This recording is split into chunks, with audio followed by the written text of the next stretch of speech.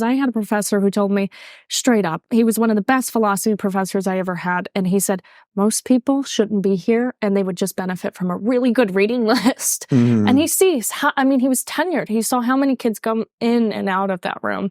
And I think more people feel that way than they're willing to admit about college. And we've kind of sold kids this lie, but companies are moving away from it too. I think it was like 50% of companies in 2023 just removed degree requirements entirely for mid-level and entry-level positions.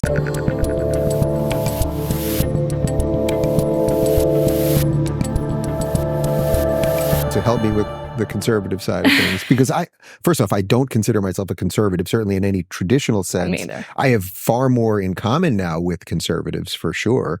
And obviously the political map has just been completely blown apart. But well, actually, I guess, what do you mean by conservatives per se specifically? And then, like, what is it that they could do to make this a little bit better? The Republican Party, the people who are pushing the messaging for the Republican Party, because I'm kind of in the same boat as you. Yeah. I thought maybe I was a Republican, hardcore conservative for a little bit. And then I was like, wait, I think I'm just a normal person from like 10 years ago. Yeah. Welcome to my world. I mostly ascribe more with them than I do the left. I think they're a little bit less crazy than the left. But I do have more hope for them than the left. I think what the left is pushing is fundamentally evil. And the right tends to be more, just my liberties, whatever. And so I think they just need to be more proactive in addressing real issues like healthcare, right? Their only answer is, well, it's really stupid to pay for it all. Okay, but it is an issue.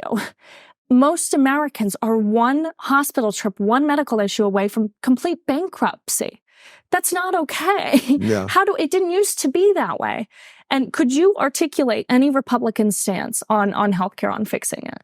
On fixing it? No. Mostly, yeah. It's same with student loans. Can we articulate any Republican in Congress, in Senate, their proposal for fixing it? Right. I don't know that anything should be done about student loans, but I certainly don't think just zeroing out the loans, because it's not, when Biden gave that speech the other day and he's like, what was the word he used? I absolved the loans or whatever. And it's like, no, you didn't. You just shifted the debt elsewhere to other people to pay for it. You didn't do anything.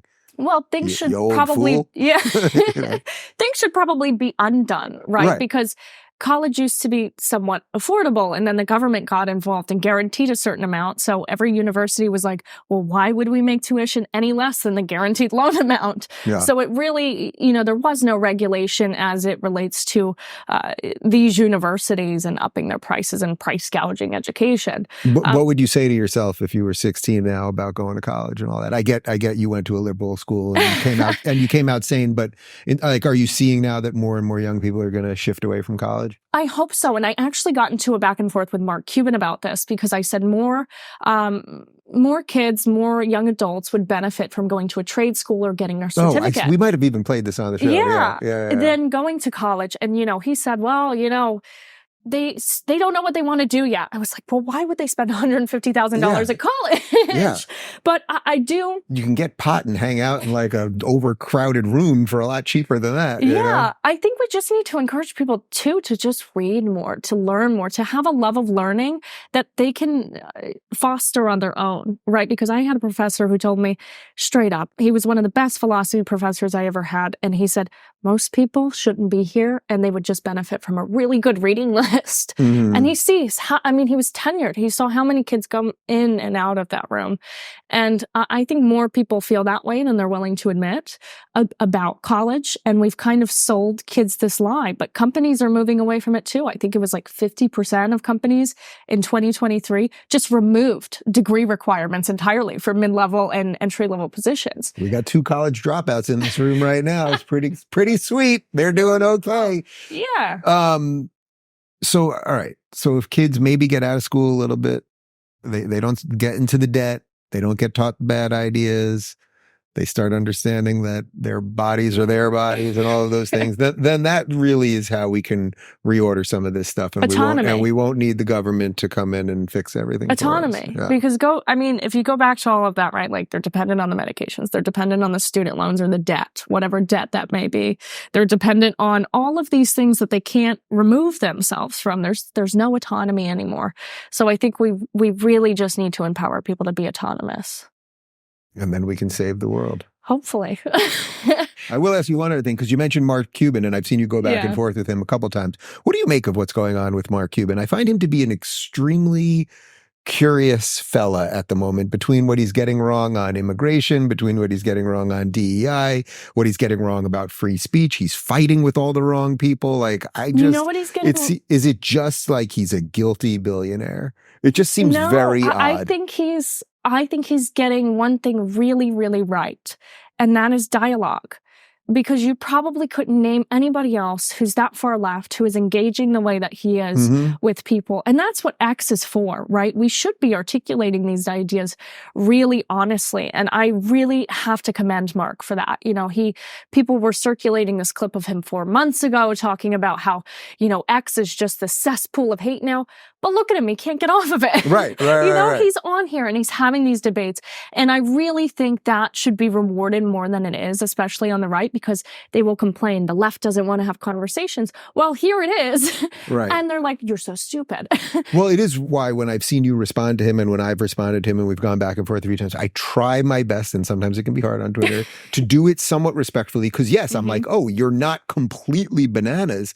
But I think you got into it with him where he was explaining what DEI was, and he's just, it seems to me, just completely confused about what it actually is rather than what he sort of imagines it to be. And then people on the right are like, you're an idiot. You don't get what has really happened here. So if you talk to, and he's not the only one, if you talk to most of these people at these companies implementing the DEI policies, they would say the same thing. What Mark was essentially saying was, aren't all of these letters in here really good? Diversity, equity, and inclusion? Right. And you're like, sure, that's not how it works out, actually. Right. It's actually, you know, he doesn't quite understand the larger picture and, you know, the Marxist roots of DEI and what's happening here, and the deliberate exclusion, the reverse racism that's happening with DEI.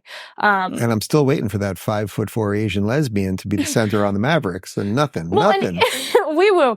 He's kind of been put through this humiliation ritual too, you know, as it relates to these race issues. You know, he was kneeling and saying, you know, white people, it's our job. And so I think a lot of that comes from a place of wanting to be empathetic and just kind of going through this brainwashing of, you know, here's what we do, and this white guilt sentiment. Well, Mark, you're very wealthy. Well, Dave, you're very wealthy and you're white. Yeah. You have this, and they do make you feel guilty for it. And so I think they've kind of put him through this like humiliation washing machine where now he's like saying all these things. He's like, guys, no, I promise. This is what we have to do. Right. Well, but I guess the reason I keep playing so many of these clips, or some of the times when you've gone, had these exchanges with him, is because I can't believe at this point, where now it's been so exposed, so explained, so obviously wrong, that he just stays in it. But I actually get your point about why he deserves some credit there, and I think maybe that's partly why I keep covering the clips. He's talking, and he's had very nice DMs with me as well, where he, you know, we've discussed the issues of censorship. And so he slid into your DM. No, he's married and has children. No. And but he, you know, he talked about the censorship issue, and he's like, I would never want to do that. I would never want to censor people. So he's not as far gone of a lefty as some people make him out to be. He'll be a Republican in 5 years. That's how it works. That's what we're trying to do, That's Dave. We gotta. I have hope. I think he's redeemable. If you're looking for more honest and thoughtful conversations about politics instead of nonstop screaming, check out our politics playlist. And if you want to watch full interviews on a variety of topics, watch our full episode playlist, all right over here. And to get notified of all future videos, be sure to subscribe and click the notification bell.